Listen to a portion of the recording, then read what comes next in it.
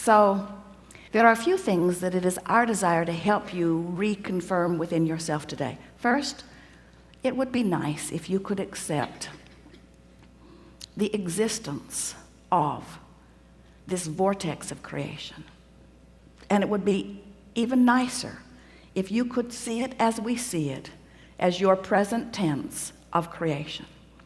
So that when your friend says to you, I don't see any improvement in your life, you can stand firmly inside your vortex of creation and say, that's because it's not visible to those who are outside the vortex.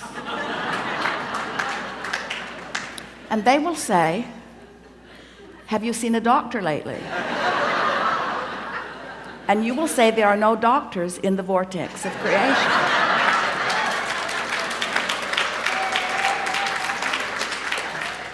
When you let being in this vortex, when you let tuning yourself into the vibrational frequency of all that you are be your top priority, you get so much life back. Do you know how many arguments, how many words, how many efforts, how much action is necessary just to keep you alive and out of desperation when you're not in the vortex?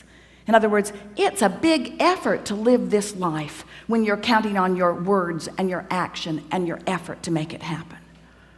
It's interesting. You could just have a conversation with one very well-meaning mother about her child that she adores more than life itself, and listen to all of the gyrations that she is going through in order to sort of kind of understand what's going on with her little boy and put it in the proper perspective, when really all she needs to do is step away from whatever's bothering him and away from whatever's bothering her and focus upon something that gives her access to the vortex, and from inside the vortex everything's clear.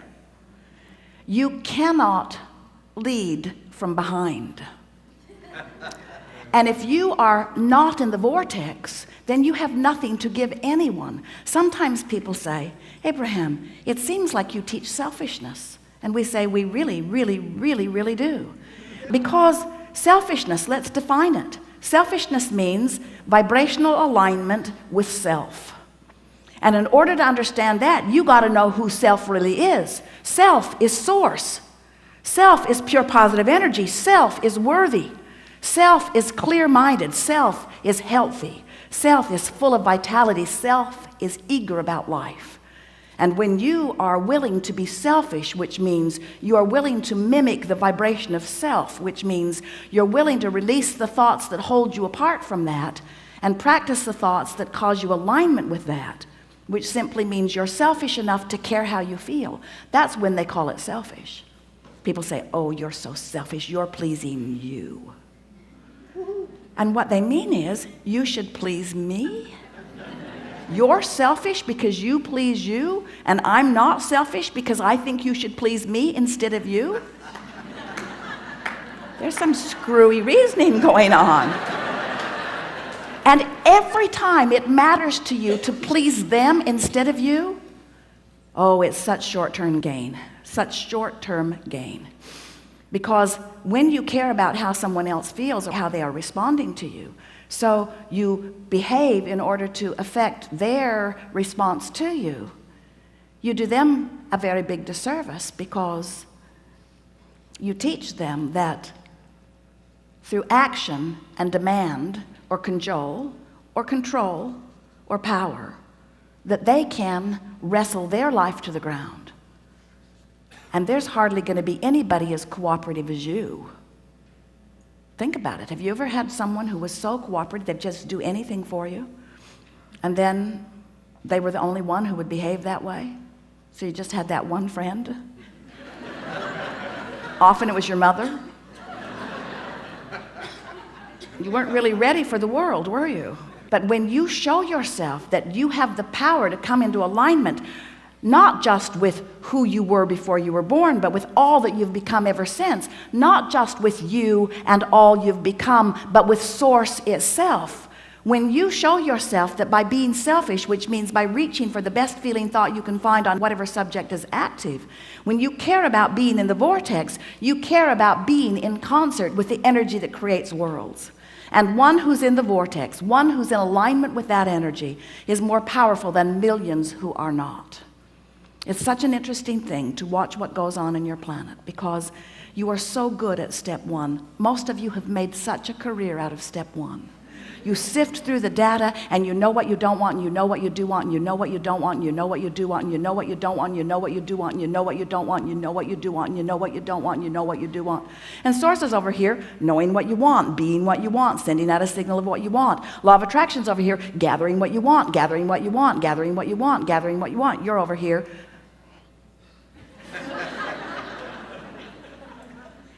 That's creating by default. That's going where the wind blows. That's complaining about whatever they're complaining about and feeling about whatever's happening. But when you decide that you're going to take control of your relationship to who you really are, when you decide that you're going to tend to this gap between you, wherever you are on whatever subject you're experiencing, and who you really are and what you know about the same, now life is going to take a new form and shape for you. You're going to feel exhilarated. You're going to feel satisfaction. Those who are watching you will see you as someone who seems to create tremendously with ease. Those who are watching you, especially those who don't really understand the power of this vortex and the power of your deliberate alignment with it, they'll call you lucky. Many times they'll be jealous of you, because they'll watch your fortunes amass and your funds surround you, and they'll watch you in satisfying life experience. And when they say to you, "What do you know that I don't know?" the only thing that you can say to them that is of any real value to them is, "I figured out my relationship with me, and I'm constantly aware of my vibrational relationship to who I really am and what I really want. And I guide every thought I can to mesh with the wholeness that I am. I've become a deliberate thinker. I no longer create by default. I think on purpose, I speak on purpose, I act on purpose, and I don't do any of it unless I'm in the vortex." What do you mean? What's a vortex? What do you mean? What is a vortex? A vortex is a vibrational state of being that is the precursor of all positive motion forward of all that is. It's like encapsulated, condensed, straight up source. It's pure positive energy. It's the holding tank. It's the anchor. It's the touchstone. It's the place where all dreams and wishes and hopes are held until we find vibrational alignment with them. It's the eternal pool of well-being to which each of us have added mightily along the path of our physical experience. So this vortex, it is a reality even though you can't see it, but you can feel it. You know how your dog hears things you can't hear and smells things you don't want to smell? Because your dog has more acute sensitivity to sound than you do. Sound is just vibration, and hearing is just translating it. Smelling is just translating vibration. This vortex is something that while you can't see it, and while you may not be able to hear it, when you get in the vicinity of it, you can feel the deliciousness of it. And when you are far from it, you can feel the discord of not being close to it. Do you know that everything you feel all day, every day, is nothing more than feedback about your proximity to your vortex? So when you feel really ornery, you're vibrationally speaking not near your vortex. When you feel hopeful, you're right on the brink of it. In fact, this door to the vortex, this imaginary door in Abraham's fairy tale of the vortex, this vibrational entry point is somewhere between hope and belief. So when you feel hopeful about something, you're so in the vicinity that you'll be called in, you'll be swept in. Law of attraction will take you in. Law of attraction will take you in when there is not enough resistance to hold you out. How's that? If you weren't doing that thing you do that holds you apart from your vortex would take you in every time. When you slumber, in you go. But you wake up right where you were when you went in. If you go to sleep in the vortex, you wake up in the vortex. If you go to sleep not in the vortex, you wake up not in the vortex. Have you ever had an experience where you're ornery when you go to sleep? You sleep all night, you sleep pretty good, you wake up, still ornery. So the vortex is the source of well-being, calling you home, so to speak, calling you to all that you've created. And when you are not clinging with resistance to some thought that keeps you from it, it takes you right in. So really, when we say we want you to get into the vortex, what we really mean, a much more accurate way of saying it is, we want you to stop doing that thing you do that keeps the vortex from taking you in easily. Oh, you're going, you're just not going willingly sometimes.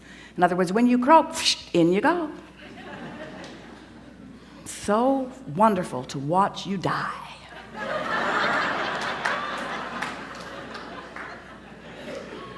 Moving immediately into all that you have become, all that you've asked for. But we don't think you should have to croak in order to be in the vortex. We don't think you should have to croak in order to be what life has caused you to be. So, as we're moving forward today, we're eager to talk with you about whatever it is you want to talk about. And it is our desire to help you to find a vibrational stance, which means a mental approach, which means an attitude about whatever it is that you've got going on. We want to help you soften your resistance, because when you soften resistance, the vortex takes you in. And that really is where you belong. You belong inside that vortex where rendezvous with exhilarating things can happen all day, every day. Do you know that if this time-space reality has the wherewithal to stimulate a desire, so that the desire is in present tense already gathered in this vortex of creation, that this time-space reality has the wherewithal to give it to you now. And the only reason there is a gap between you putting it in the vortex and it showing up where you and others can see it and smell it and hear it and taste it and touch it is because you've got more resistance about the subject going on than you do belief or expectation about the subject. That's all. You just got to move yourself into more expectation. So what do you want to talk about?